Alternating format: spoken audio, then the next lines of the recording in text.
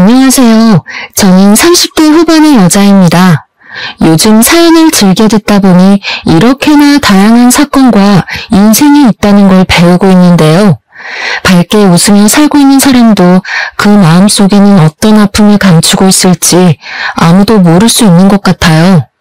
저 같은 경우도 어릴 때부터 순탄하지 않은 인생을 살았지만 많은 분들이 부모님의 사랑을 듬뿍 받고 자랐을 것 같다는 말을 많이 해주시더라고요.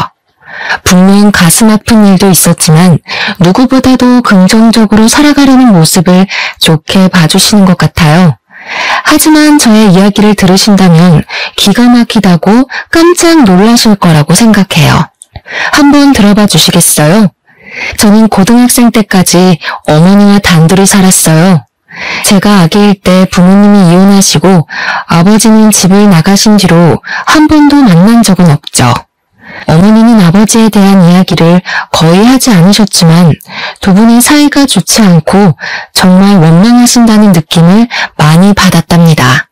그리고 어머니는 제가 어릴 때부터 몸도 많이 아프시고 우울증도 있으셨기에 더더욱 아버지에 대해 물어보지 못했죠. 어머니는 저를 키우기 위해 주로 식당을 다니시며 일을 하셨어요. 제가 초등학생일 때는 어머니가 일하는 식당에 가서 매일 점심을 먹고는 했죠. 지금 생각해보면 여자 혼자 딸을 키우는 게 얼마나 힘드셨을지 상상조차 되지 않아요. 결국 어머니는 제가 고등학교를 다닐 때 큰 병을 얻으셔서 요양병원에 입원하게 되셨답니다. 우울증과 겹쳐서 일상생활을 하실 수 없었기에 이모가 저를 위해 어머니를 병원에 입원시켜주고 제가 대학을 졸업할 때까지 돌봐주셨어요. 그 덕에 무사히 제가 원하던 대학을 마치고 취직을 할 수 있었죠. 저는 취업이 잘 되는 직업을 찾아보다가 취미생사가 되려고 보건대학으로 진학을 했어요. 열심히 일하면서 경력을 쌓았고 어느덧 5년차가 되어 규모가 큰 치과로 옮겨가게 되었죠. 건물 전체가 치과여서 의사와 취미생사할 수도 아주 많았답니다. 그곳에서 매일 얼굴을 마주보며 일을 하다 보니 장난도 스스럼 없이 칠 정도로 친해진 의사 선생님도 있었죠. 언제부터인가 자꾸 밥을 사주겠다고 연락이 오길래 나에게 관심이 있나 싶었어요. 저는 생활비를 다 제가 해결해야 했기에 예비 신랑을 사귀는 건 생각도 하지 않았거든요.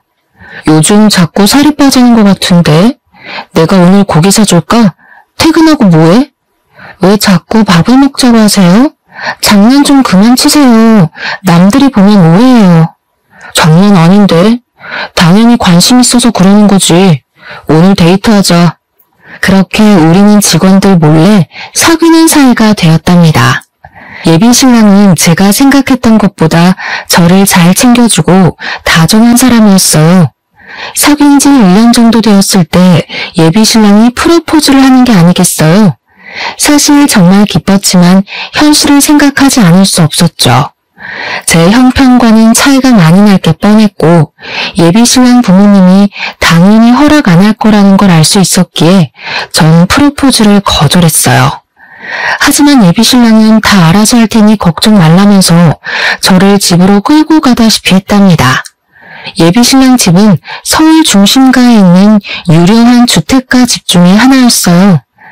저는 이런 곳은 드라마에서나 봤지 직접 오게 될 줄은 상상도 못했거든요. 원룸에 사는 제 처지와 너무 차이가 나서 발이 떨어지지 않더라고요.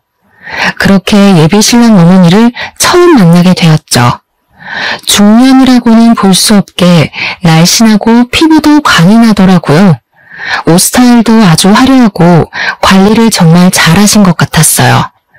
아버지는 소파에 앉아 저를 바라보고 있었는데 사업을 하셔서 그런지 아주 냉철해 보이시더라고요.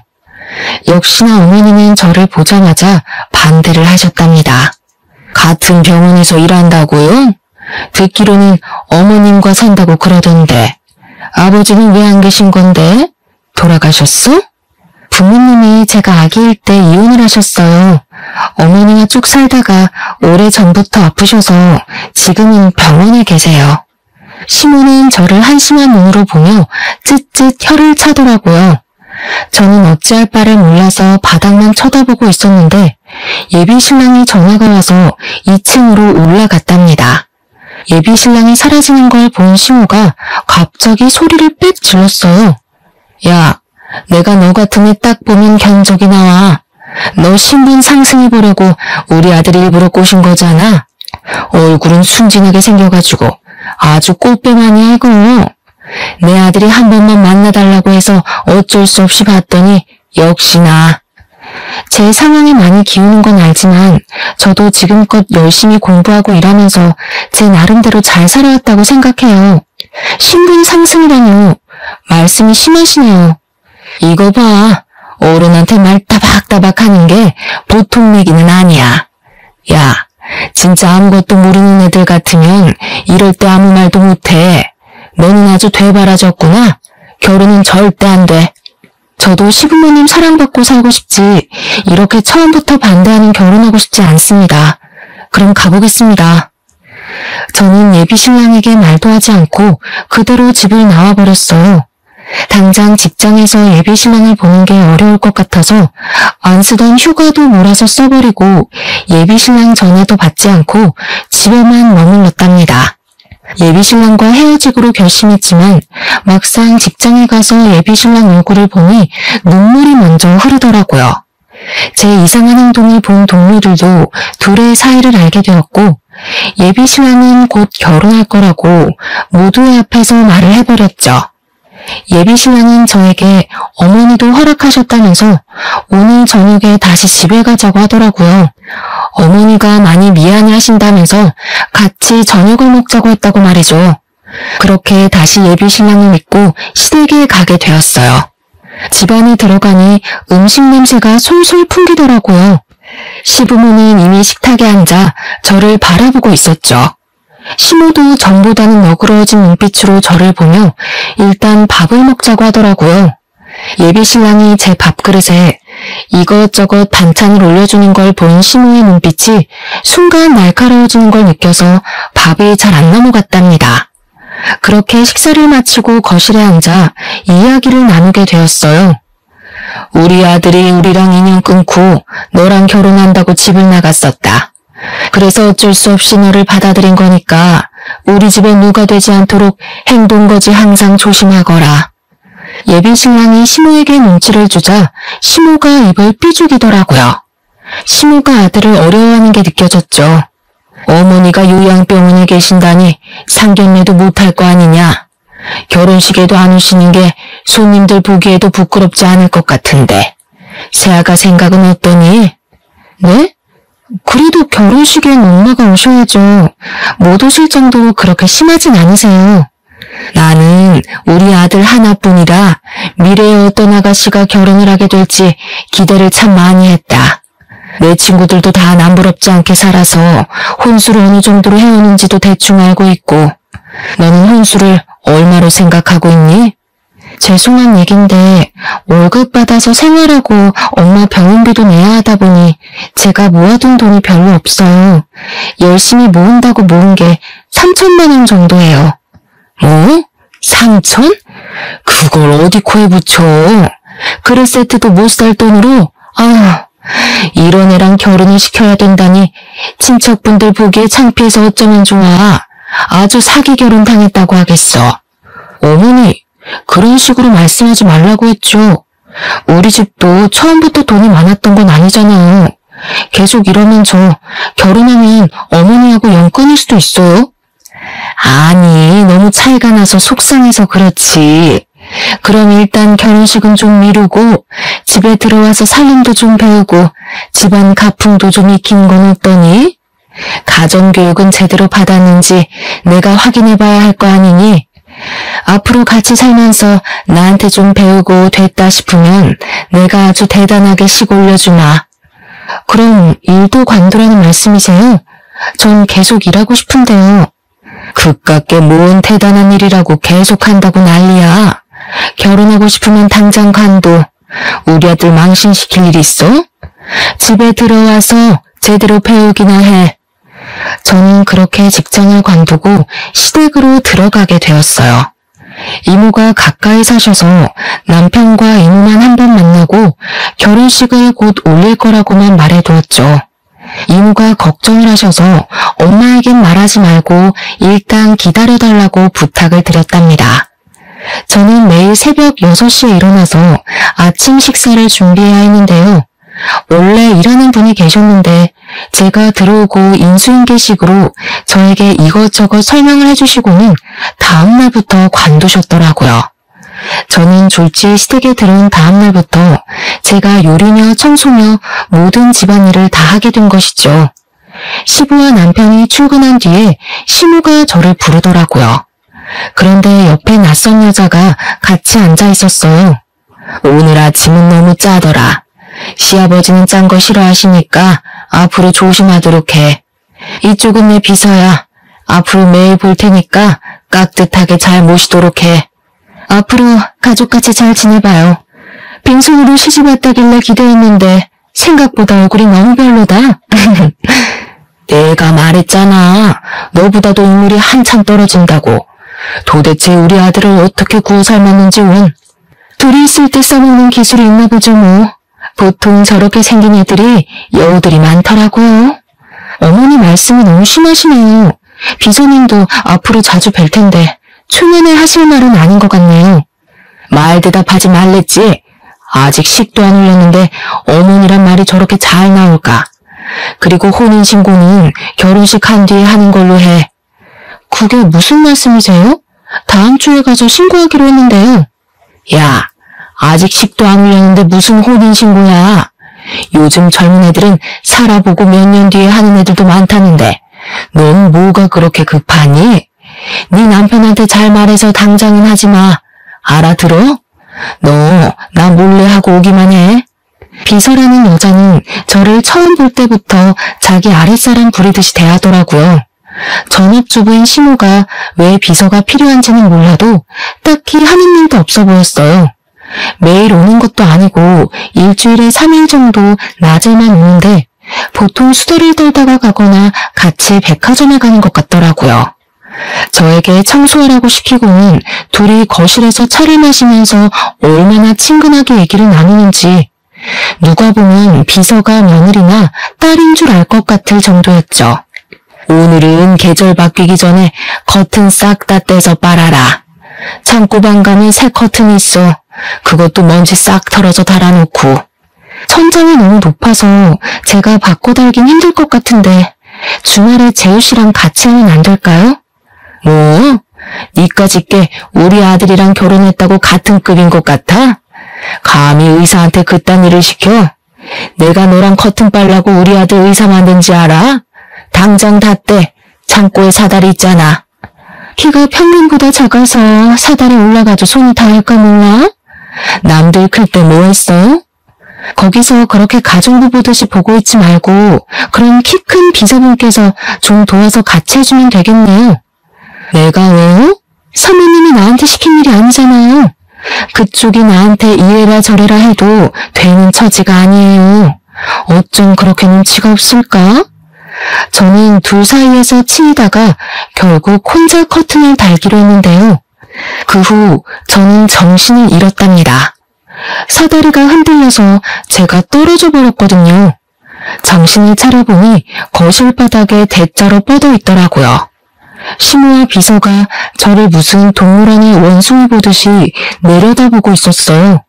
저는 뒤통수를 대리석 바닥에 그대로 박았기 때문에 머리도 너무 아팠지만 그보다도 발목이 접질렸는지 조금만 움직여도 악소리가 나오더라고요.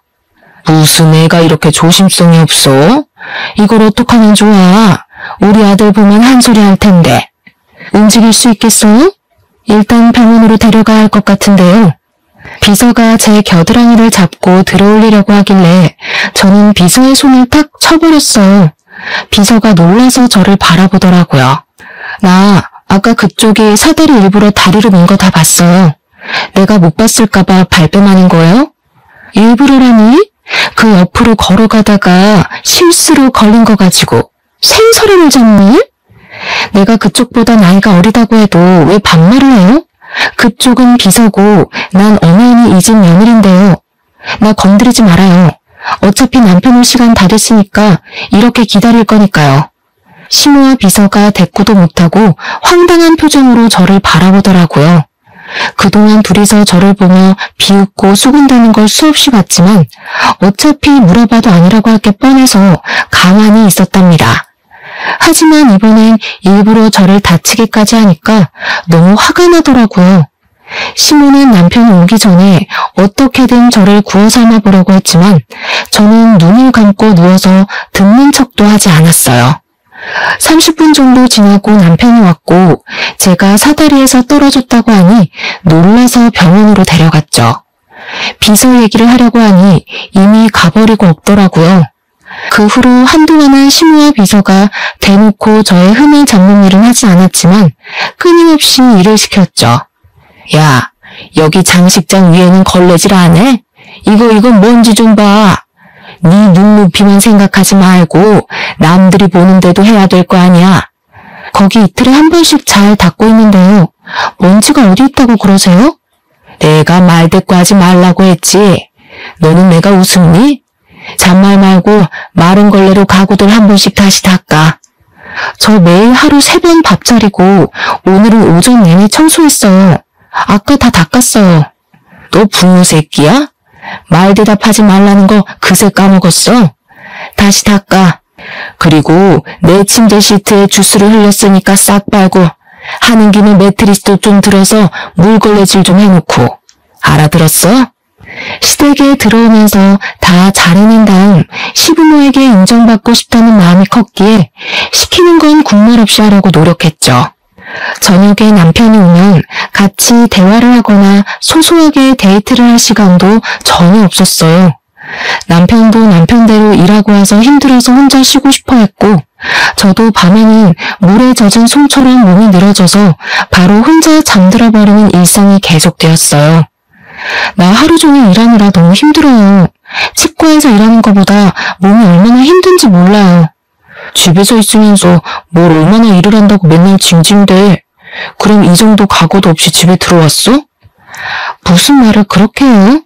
당신이 내가 하루 종일 어떻게 하나 옆에서 한번 봐야 돼요. 요즘 왜 이렇게 차갑게 대해요? 솔직히 말해서 다른 동료 의사 마누라처럼 치과를 차려주기랬어. 아님 열쇠를 여러 개 들고 오기랬어. 어떻게 다 가지려고 해? 앞으로 나한테 이런 말 좀 하지 마. 피곤해. 저는 이 집에서 믿을 사람은 남편밖에 없으니 어리광도 부리고 싶고 시모에게 적당히 하라고 말 좀 해줬으면 했지만 남편도 제 편은 아니더라고요. 직장 동료들이나 친구들도 제가 마치 신데렐라라도 된 듯이 그저 시집 잘 가서 걱정 없이 산다고 생각하는 것 같았죠. 저는 하루하루 지옥처럼 힘든데 누구에게도 저의 마음을 이야기하지 못한 채 지냈답니다. 남편조차 저에게 차가워지니 이 집에서 하루 종일 뭘 하고 있는 건지 회의감이 들었죠. 남편과 관계가 소홀해진 걸 눈치챈 시모는 저를 남편 앞에서도 대놓고 푸대접을 하더라고요. 언제부턴가 몸이 너무 처지고 졸려서 침대에서 일어날 수가 없을 정도로 컨디션이 좋지 않았어요. 새벽 6시에 일어나지 못해서 시모에게 하루 종일 시달린 것도 여러 번이었죠. 아무래도 몸이 심상치가 않아 곰곰이 생각해보다가 임신 테스트기를 사서 해봤답니다. 놀랍게도 2줄이 나왔죠.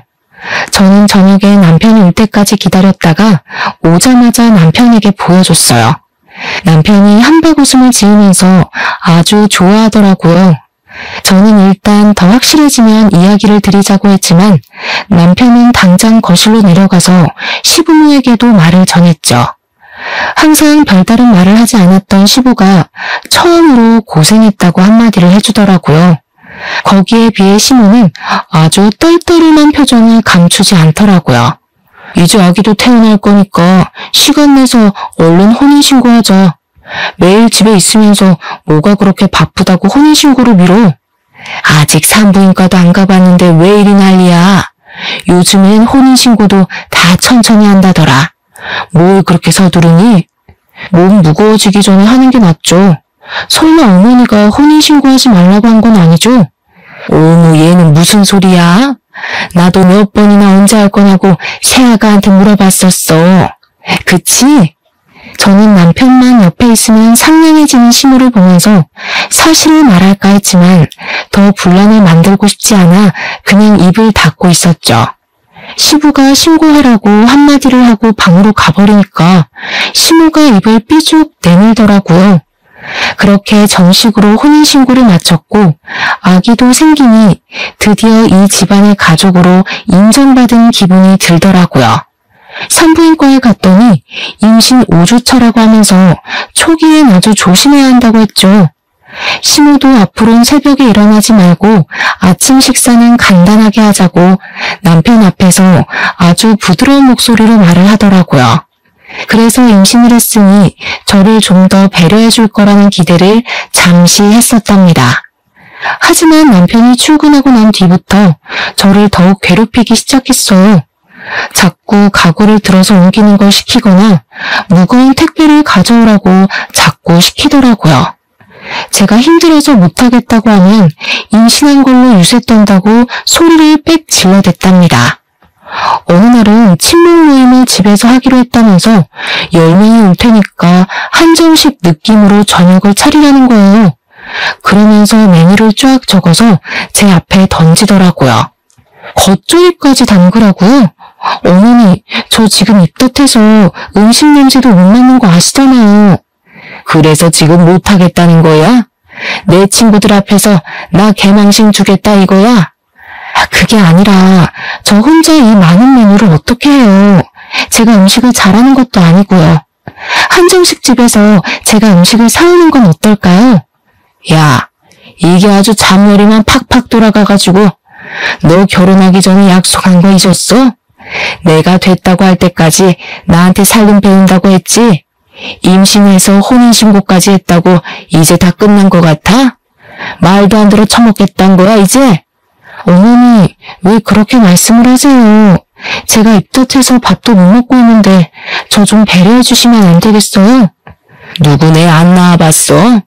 나는 임신한 몸으로 매일을 시장까지 걸어가서 장사도 했었어. 난 내 친구들한테 우리 집으로 오라고 얘기 다 해놨으니까 나 망신 주고 싶으면 네 마음대로 해. 제대로 안 해서 우리 집안 욕 보이면 너 머리털 다 뽑힐 줄 알아? 저는 여태껏 살면서 이런 막말을 들어본 게 시무가 처음이었답니다. 너무 서러워서 방에 들어와 꺽꺽대며 울어봐도 마음이 풀리지가 않더라고요. 시간은 계속 가고 어찌할 바를 모르다가 결국 장을 한가득 봐서 돌아왔죠. 집에 와보니 어느새 비서가 와서 시무와 소곤대며 얘기를 하고 있더라고요. 저를 보고는 아는 척도 하지 않고 고개를 휙 돌려버렸어요. 저도 딱히 대꾸할 마음이 들지 않아 주방으로 자리를 옮겼죠. 혼자 몇 시간을 계속 서서 요리를 하니 밑이 빠지는 기분이 들고 너무 힘들었어요. 넌 어떻게 볼 때마다 앉아있니? 이렇게 농땡이 피어서 언제 다 하려고? 지금 방금 앉았어요. 배가 너무 뭉친 것 같아서. 조금만 쉬었다 할게요. 몇 개월이나 됐다고 배가 뭉쳐? 누가 보면 아주 만삭인 줄 알겠네. 당장 못 일어나? 저는 될 수 있으면 쪼그렸다 앉기를 하지 않으려고 노력했지만 마음대로 되지 않더라고요. 대야에 겉절이를 담그다 보니 자꾸 앉았다 섰다를 반복하게 되었죠. 저녁 시간은 다가오고 몸은 점점 땅으로 꺼지는 것 같고 머리는 뜸해지기 시작했어요. 어느 순간 저도 모르게 주저앉아 버렸는데 배가 너무너무 아프고 식은땀이 나기 시작했어요. 어느 순간 저도 모르게 주저앉아 버렸는데 배가 너무너무 아프고 식은땀이 나기 시작했어요. 저는 마지막 힘을 쥐어짜서 방으로 천천히 걸어갔답니다. 뒤에서 시모가 뭐라고 소리를 질렀지만 귀에 들어오지도 않았죠. 방문을 걸어 잠그고 침대에 가서 그대로 엎어졌어요. 배의 통증이 좀 가라앉고 나자 상황 파악이 되더라고요. 저는 얼른 남편에게 전화해서 하혈을 하고 있다고 집으로 빨리 오라고 했죠. 얼마 지나지 않아 남편이 와서 저를 둘러엎고 병원으로 향했어요. 나가면서 시모를 스쳐갔는데 얼굴이 하얗게 돼서 저를 보고 있더라고요. 믿을 수 없게도 저는 소중한 생명을 떠나보내게 되었어요. 며칠 전까지만 해도 심장이 건강하게 뛴다는 걸 보고 왔었는데 말이죠. 의사도 최근에 무리한 적이 있냐고 물어보더라고요. 저는 시무의 꼭두각시처럼 시키는 일을 억지로 해왔던 제 자신이 너무 밉고 한심해서 눈물이 나왔어요. 나에게 찾아온 생명을 지키지 못했다는 죄책감에 눈물이 하염없이 흘렀답니다. 그만 울어. 괜찮아. 초기엔 그럴 수 있어. 아직 젊으니까 금방 다시 아기 가질 수 있어. 내가 아기만 생각했어야 되는데 다 내 잘못이에요. 우리 아기 불쌍해서 어떡해. 지금은 얼른 몸 회복하는 데만 신경 써. 이제 그만 울고 좀 쉬어. 저는 수술을 받고 며칠간 입원을 해야 했어요. 남편은 아침까지 있다가 출근한다고 자리를 비웠답니다. 그때 어떻게 하고 찾아왔는지 시모가 입원실 문을 열고 들어오더라고요. 저는 두 사람을 보자마자 너무 화가 나서 입술이 바르르 떨릴 정도였답니다. 예, 좀 괜찮니? 몸이 그렇게 약해서 어따쓰니? 이왕 이렇게 된 거 좋게 생각해야지 어쩌겠니? 좋게 생각할 게 따로 있지. 뭘 좋게 생각해요? 다 어머님 때문이에요. 우리 아기 잘못된 거 다 어머니 탓이라고요. 어떡할 거예요? 살려내요, 우리 아기. 저는 시무를 노려보며 눈물을 펑펑 쏟았어요. 제가 이렇게 나올 줄은 몰랐는지 시무의 눈빛이 약간 흔들리더라고요. 아니 이게 왜 내 탓이야? 내가 뭘 했다고? 네 몸 간수는 네가 잘해야지. 어디서 뺨 맞고 와서 화풀이야? 너 우리 아들한테 이딴 소리 꺼내기만 해. 가만 안 둘 테니까. 뭐라고요? 사람이 할 말이 있고 못할 말이 있는 거지. 나한테 이렇게 대한 거 언젠간 다 돌려받을 거예요. 당장 나가요. 꼴도 보기 싫어요. 저는 시무를 향해 악을 썼어요. 제가 눈물 범벅이 된 얼굴로 계속 소리를 지르자 사람들이 무슨 일인가 하고 병실 안을 기웃대더라고요. 시무가 창피했는지 얼굴을 살짝 가리고는 문을 쾅 닫고 나가버렸답니다. 곧이어 이모에게서 전화가 왔어요. 우리 조카가 오랜만에 전화했네. 잘 지내고 있어? 별일 없고. 아니 너 지금 우는 거야? 왜 울어? 이모, 나 여기 병원이에요. 아기가 내가 잘못해서 아기가 내 잘못이 크지. 시모가 시키는 대로 다 하면 안 되는 거였는데 내가 너무 미련해서 그래. 뭐? 그 옆에 내가 얼마나 또 괴롭혔길래 아기가 잘못돼? 내가 이번엔 절대로 그냥 못 넘어가겠다. 너는 엄마한테 말을 해야 되겠어. 안 돼요. 가뜩이나 엄마도 아픈데 나까지 걱정하게 하면 안 돼. 말하지 마세요. 네 엄마도 알 건 알아야지. 네 엄마랑 같이 병원에 갈 테니까 기다리고 있어. 저는 엄마에게 짐이 되기 싫다고 말하지 말라고 했지만 이모는 엄마에게도 이미 대부분 일을 이야기했었고 엄마는 예전보다 건강도 많이 좋아져서 산책도 오래 할 수 있는 정도라고 하더라고요. 그러고는 정말 다음날 엄마와 이모가 병원으로 찾아오셨어요. 아이고 이거사, 힘들면 엄마한테 말을 해야지 바보같이 왜 혼자 참고 있어. 얘가 어릴 때부터 힘든 거 내색 안 하고 혼자 끙끙 앓았잖아. 언니 걱정한다고. 아무리 처지가 기운 혼인이라고 해도 식도 못 올리게 하고 며느리 취급도 안 하고 도대체 어떤 여편인가 면상 좀 보자. 그래, 바보처럼 울고만 있지 말고 당장 연락해. 네 시모랑 내가 오늘 단판을 지을 거니까 당장 오라고 해. 남의 귀한 딸한테 도대체 무슨 짓을 한 거야 이 망할 여편 내가. 그때 마침 마치 짠 것처럼 시모가 문을 확 열어젖히고 들어오더라고요. 비서도 뒤따라 들어왔는데 딱 보니 어제 일로 저에게 화풀이를 하려고 온 것 같았답니다. 시모가 저를 노려보며 침대로 다가오다가 친정어머니와 눈이 딱 마주쳤어요. 순간 정적이 일더니 두 사람이 가만히 서로를 바라봤죠. 아니 너는 이 여자가 네 시모란 말이야? 친정 엄마라고? 이 여자가? 이 여자? 너 그년 맞지? 그러더니 시모는 얼굴이 사색이 돼서 도망치듯이 병실을 나가버렸답니다. 옆에 있던 비서는 영문도 모르고 같이 달려가더라고요. 저는 엄마에게 무슨 일이냐고 물어봤는데 엄마는 한참 동안 아무 말이 없으셨어요. 큰 충격을 받은 것처럼 손을 벌벌 떨고 계시더라고요. 그러고는 힘겨운 목소리로 당장 이혼하라고 딱 한 말씀만 하셨답니다. 저는 그 후로 이틀을 더 입원했다가 시댁으로 가지 않고 이모댁에서 지냈어요. 남편에겐 시모 때문에 집에 가고 싶지 않다고 좀 더 쉬고 들어간다고 했죠. 열흘 정도 후에 시댁으로 돌아갔답니다. 시모는 병원에서 그렇게 도망친 뒤에 어떤 연락도 하지 않았는데 제가 집에 들어가니 예전과는 사뭇 달라진 눈빛으로 저를 보더라고요. 그 여자, 아니 어머니는 다시 가셨어? 아직 여기 계신 건 아니지? 혹시 별말은 없었고? 저는 대꾸도 하지 않고 방에 올라가서 남편과 시부가 올 때까지 기다렸답니다. 다 같이 저녁 식사를 하는 내내 시모가 제 눈치를 보더라고요. 저는 시모와 눈도 마주치지 않고 밥만 먹었죠.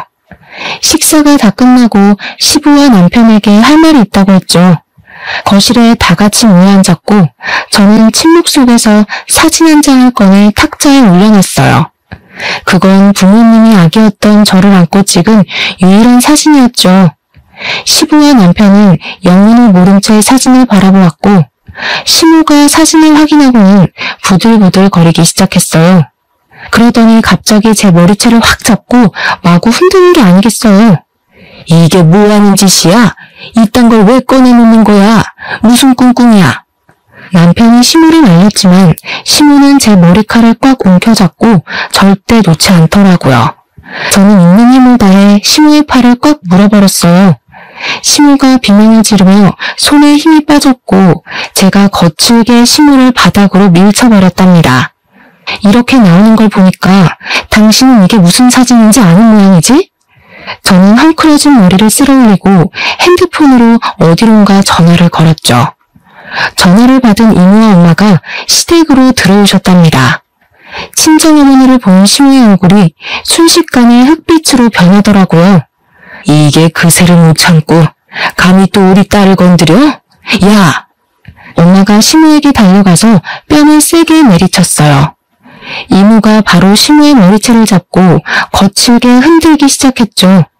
이모는 아무런 저항도 못하고 눈을 질끈 감고 있더라고요. 네 남편은 네가 유부남만 건드리는 꽃뱀이었다는 거 알고는 있냐? 뭐 눈엔 뭐만 보인다고. 네가 감히 우리 딸을 꽃뱀 취급했다 이거지? 이 옆에 내가 정신 나갔나? 무슨 말도 안 되는 소리를 하고 있어. 여보, 가만히 있으면 어떡해요? 이 사람들 다 쫓아내요. 네가 내 남편이랑 바람이 나서 기어이 이혼시킨 바람에 우리 딸이 아비가 없는 거지. 다 네 탓이면서 우리 딸을 구박해? 이 몹쓸 것들아. 네가 과거 싹 묻고 언제까지 잘 살 줄 알았어? 나 때문에 이혼했어? 네 남편은 애초에 정 떨어졌다더라. 나 아니었어도 어차피 갈라섰어. 아, 그러셔. 둘이 사랑의 도피까지 하셨으면 천년만년 살았어야지. 고작 6개월 살고 비렁뱅이로 만들어서 버렸어? 이 천벌 받을 년. 엄마와 이모가 시모의 멱살을 잡고 흔들자 시모도 질세라 엄마의 머리채를 잡고 싸우기 시작했어요. 저는 재빨리 시모를 엄마에게서 떼어내서 밀쳐버렸어요. 시모가 씩씩대며 저를 째려보는데 역시나 반성의 기미는 하나도 보이지 않았죠. 엄마는 병원에서 마주쳤던 그날 저에게 모든 사실을 다 이야기해 주었답니다. 네가 2살 되던 해에 네 아버지가 그 여자랑 바람이 났다. 그년한테 눈이 돌아서 둘이 산다고 아주 나를 헌신적 취급을 하더라. 너 때문이라도 이혼은 안 된다니까 그 여자 앞에서 나를 두드려 패기까지 하더라. 그게 정말이야? 그런 게 무슨 아버지라고. 나한테 미리 말해줬으면 좋았잖아. 어떻게 혼자 가슴에 묻고 살았어? 여기서 그 여자를 다시 볼 줄 누가 알았겠니? 네 아버지랑도 6개월인가 살고 사라졌다던 여자를 말이야. 얼마 살지도 못하고 거짓골로 찾아와서 받아달라는데 소금 뿌리고 쫓아내버렸지. 꽁냥 그거 살 거면서 엄마랑 나를 버린 거야? 아주 대단한 사랑 납셨네. 근데 이 여자가 그 동네에서 유명한 꽃뱀이었다더라.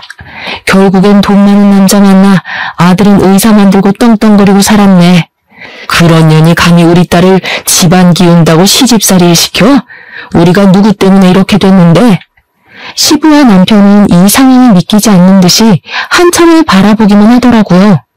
그럼 지금 우리 어머니가 당신 집을 풍비박산낸 상간녀라는 거야? 말도 안 돼. 어떡해. 지금 세아가 말이 다 사실이야? 당신 입으로 말해봐. 나랑 결혼할 땐 연애 한 번 못한 쑥맥 행세는 다 해놓고 감히 나를 속여? 여보 한 번만 봐주세요. 내가 설명할게요. 그게 아니라 잠깐 한 번 실수로. 시부가 바닥에 내팽겨쳐진 시모를 끌어올리더니 세게 뺨을 내리쳤답니다. 시모가 충격을 받았는지 울음을 터뜨리더라고요. 저는 그 모습을 보고 있다가 시부에게 서류 봉투 하나를 내밀었어요. 시부가 이해가 안 되는지 안에 든 종이를 한참 동안 들여다보고 있더라고요. 거기에 쓰인 이름이 이해가 안 가시는 것 같은데 어머님 비서 이름이에요. 그러니까 그 비서랑 어머님이 친자 확률 99.99%란 얘기죠. 제 설명을 들은 시모가 두 손으로 귀를 막으며 악 소리를 지르더라고요. 예전부터 제가 비서와 시모를 보고 있다 보면 서로 너무 친밀한 것 같은 기분이 들었어요.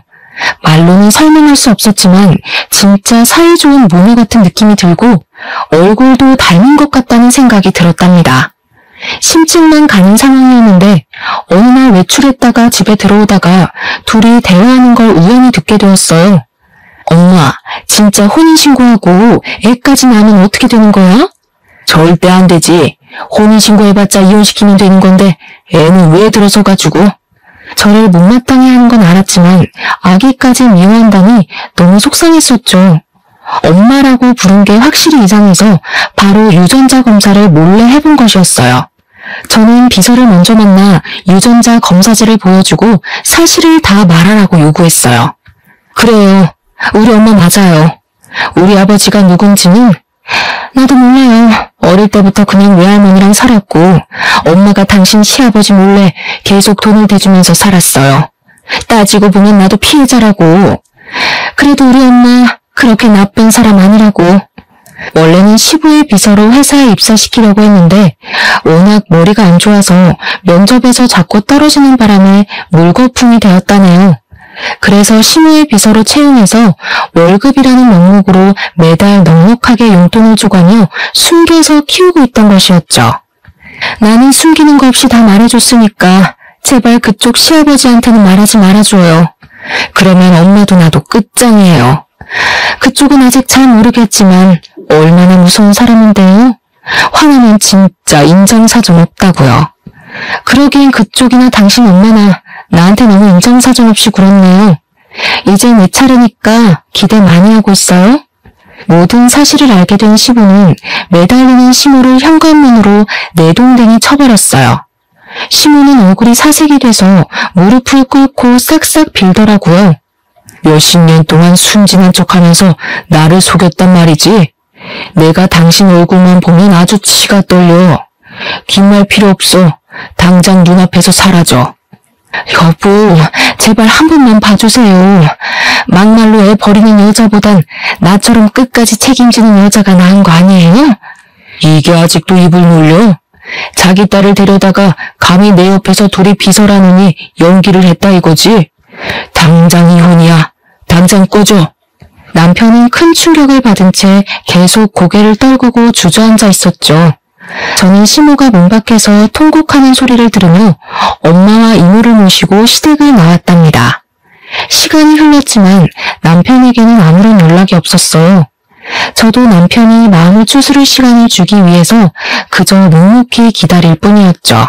몇 개월이 지나고 남편에게서 만나자는 연락이 왔답니다.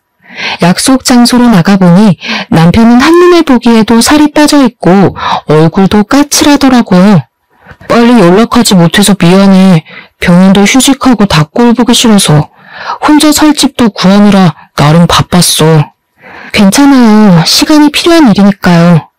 남편과는 예전처럼 사이가 좋은 건 아니었어도 서로 싫어해서 헤어져야 하는 건 아니기에 가슴이 너무 아프더라고요.